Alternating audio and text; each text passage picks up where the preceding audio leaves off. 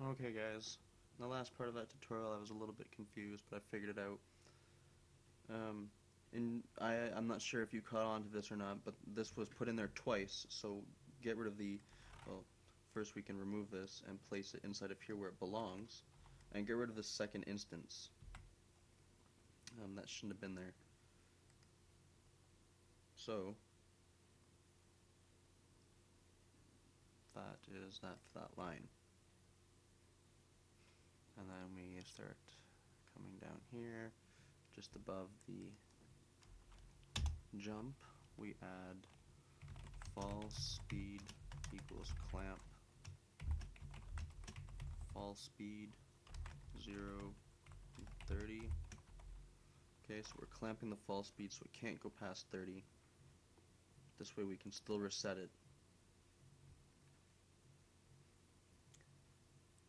And right in here, we need to say player off ground equals 1.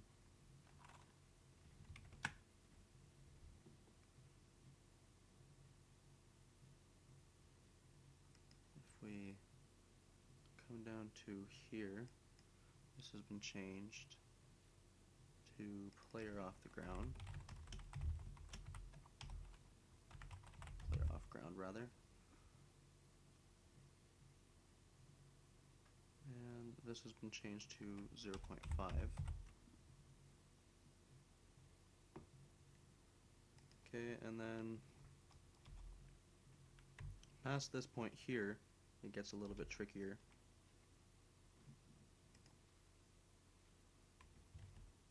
So, one thing I did do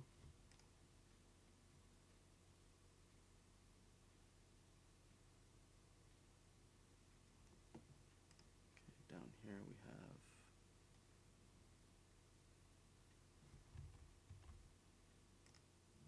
okay, sorry about that. I was a little confused there for a second.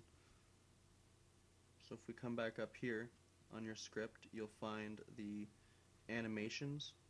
We can also remove this. I didn't mark that. So we'll get rid of that. Alright, we're going to come back down, back to this section. And if fall speed and jump interval are less than 4, I'm going to add an open bracket here. So we're going to make, if either of these two conditions are true and this one is true, then it will do what we're telling it to. So this is player off ground equals 1. So if the player is off the ground, then inside of here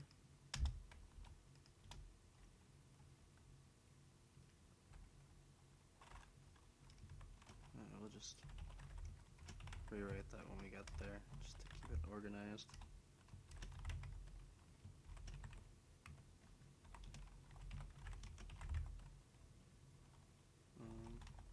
Jump interval equals jump interval max,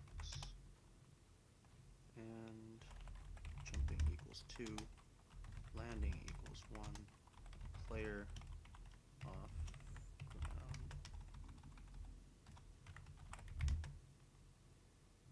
equals 0. Okay, and then this is basically where everything just gets rewritten. So just grab all of this and wipe it out.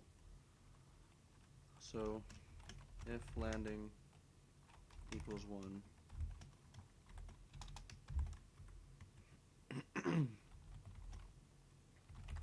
camera.z is greater than player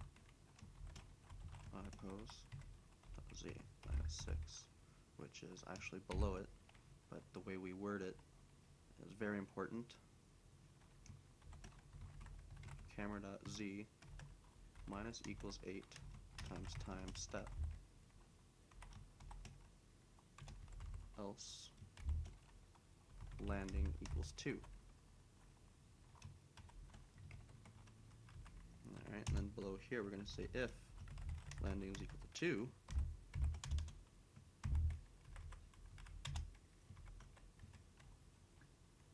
then we're going to do another if camera dot z is less than player I pose dot z and key space equals 0, camera dot z plus equals 5 times step.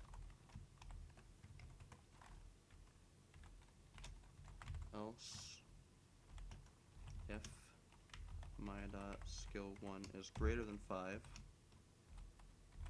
my dot skill 1 minus equals 5. And landing equals 0, jumping equals 0, close that off. Okay, there's actually two if statements in here, so that's why it looks a little strange. Okay, so that's the end of that. And then we're going to re-add in our animations here and say that if my dot skill 1 doesn't equal 0 and my dot skill 2 equals 0, my dot skill 4 plus equals my dot skill 1 times 1.5 times time step.